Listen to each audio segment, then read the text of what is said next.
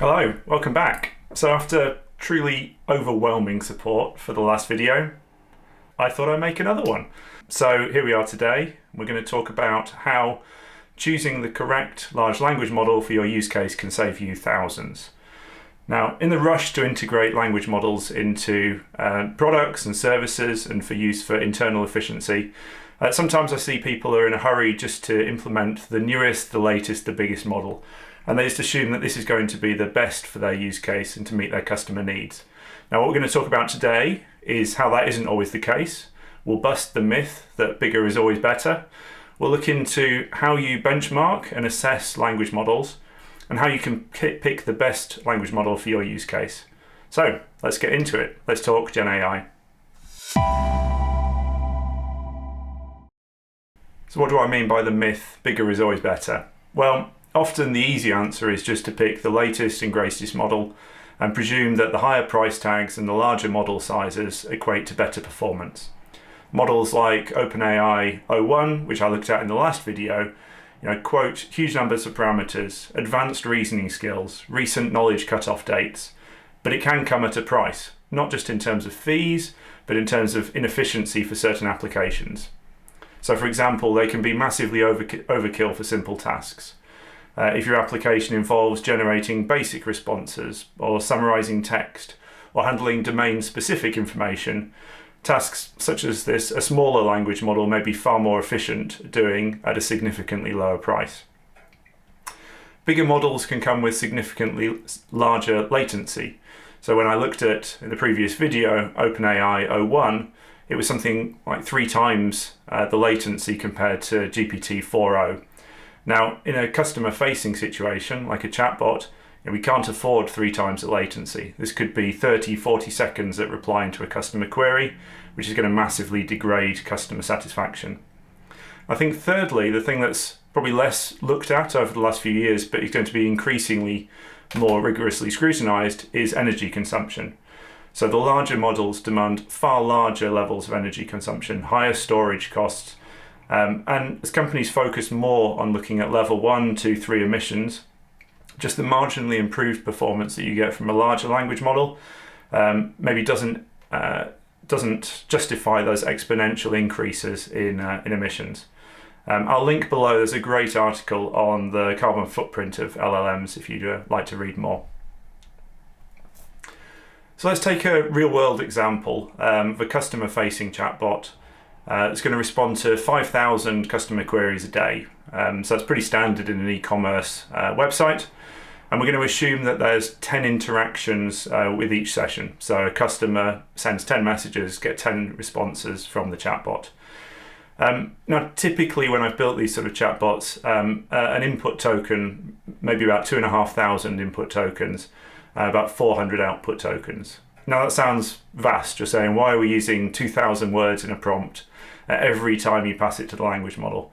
But I mean, by the time we've provided sufficient context and we've given, in some cases, few-shot prompting, so we've given the model examples of how we want it to respond, those token counts can still stack up.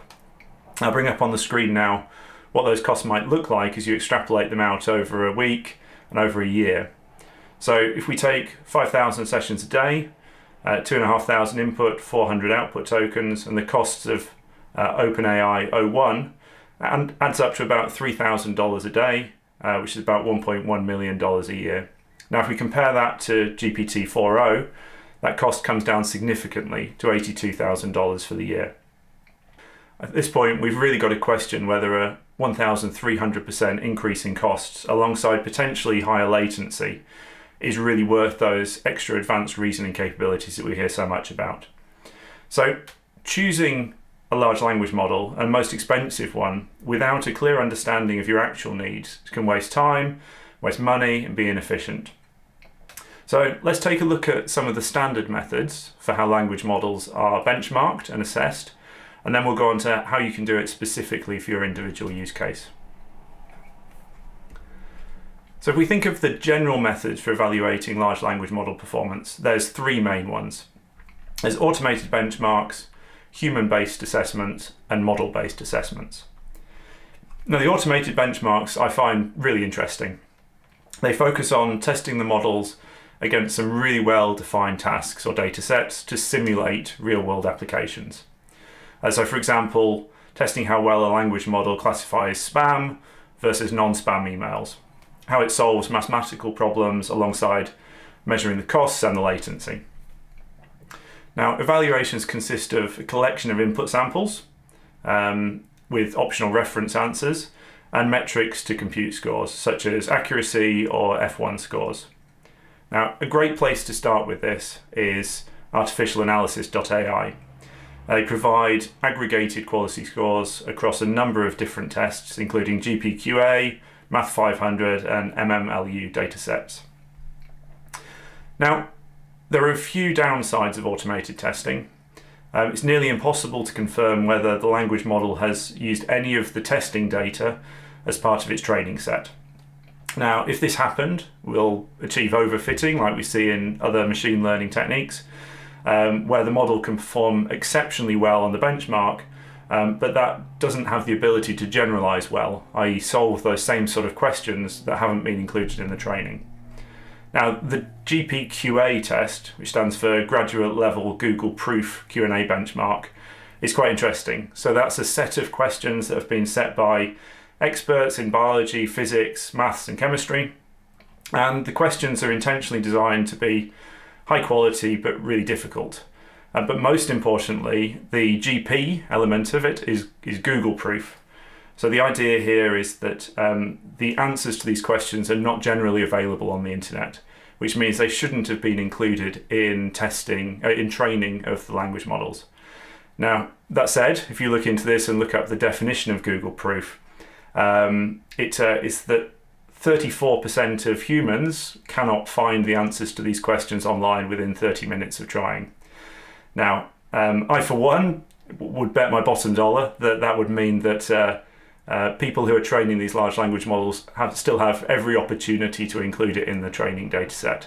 I think to take 30 minutes and still a third of people find it online suggests that it's probably ready available in the large corpus of data that these models are trained on. The second set of tests, so human-based assessments, are quite interesting. This involves human evaluators who are measuring the outputs and grading and ranking them against predefined criteria.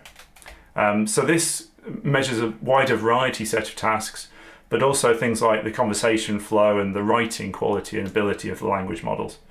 So this method can be really flexible. It can assess open-ended tasks like poetry and conversational quality.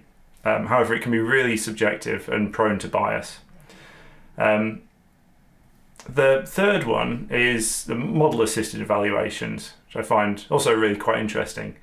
So this takes what is normally done by humans in human-based evaluation, but another language model takes over and provides the grading. Now, this can reduce bias, but it does also mean that you're highly reliant on the language model that you're using for the assessment and the testing in order to perform the analysis, which typically means that this sort of assessment gets performed on more basic models because more advanced models can be used to assess them. So that's kind of three ways that standard benchmarking takes place. But it's very important if you're using a language model to perform use case specific evaluation. So when I'm looking at which language models to choose for a use case, there's four things that I really do. So the first one is absolutely defining the goals. So clearly articulate the tasks that you want the language model to perform. Are you looking for text generation? Are you looking for summarization, classification, or sentiment analysis? And different models excel at different tasks. Think about the level of complexity. For simpler tasks like just grammar correction or template-based email creation, a smaller model may well suffice. For creative tasks like marketing copy content or code assistance, it may well be that a larger model is required. Now, most importantly, assess the model performance on your own data. So test various different models using specific sample data from your dataset. Most providers now provide cost-free trials for these, so you can really gauge how well each model will perform on your specific use cases. Now, pay specific attention to edge use cases. For instance, chatbot can't just handle routine queries, but must also be able to respond or accurately identify really ambiguous queries. And perform cost-benefit analysis. So weigh the model performance improvements for the larger models against the additional cost that it might incur. Determine whether the incremental increase in performance justifies the additional cost. And also consider long-term sustainability. So a smaller optimized model might have lower initial performance, but there might be lower maintenance and compute costs over time. But equally, consider that larger models with a higher price tag now are likely to only come down in cost in the future. Now finally, specifically for your use case, make sure you develop for flexibility.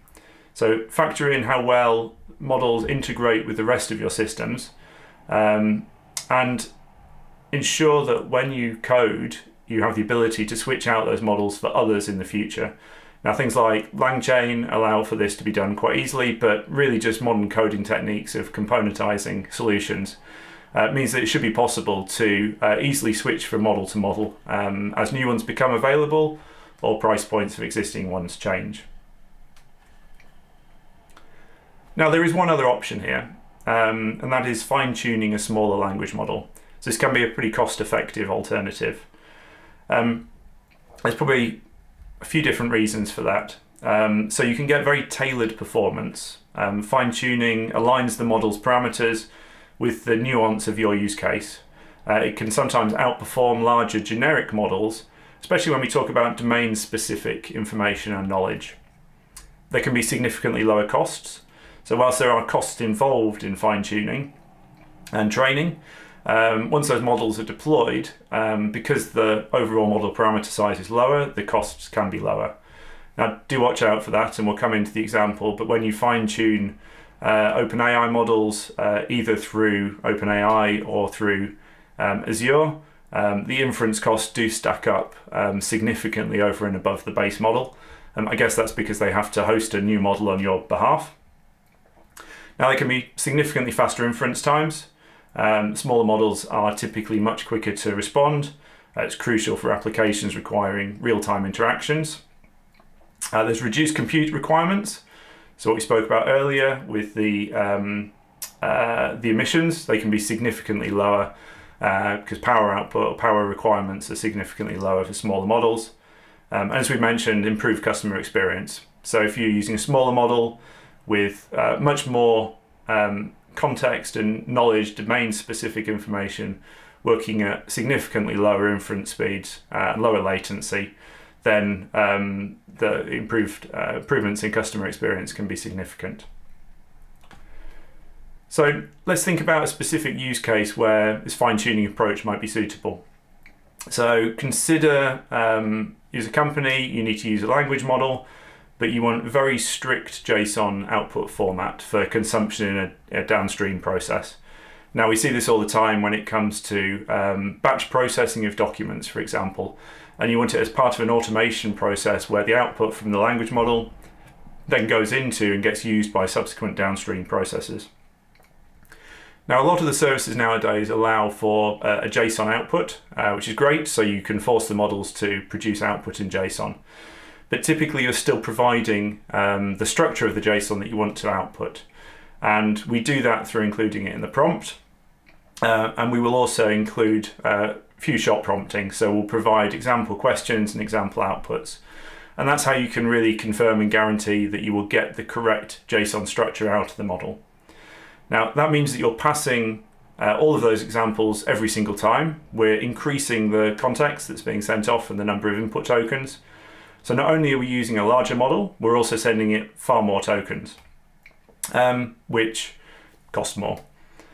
Now, what we could do here is fine-tune a smaller model and specifically teach it what that output looks like. So the fine-tuning process consists of giving questions and desired answers and providing a set of any more than about 50 or 100.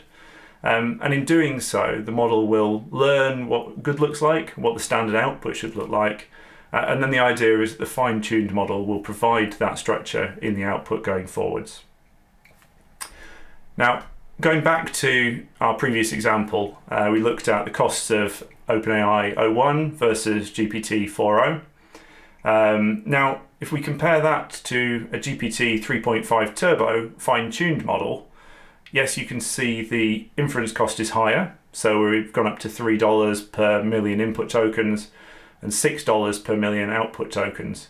But actually, because the number of input tokens has decreased so significantly because we're not providing the few-shot prompting anymore, the actual overall inference cost for the year comes out at about 15% less.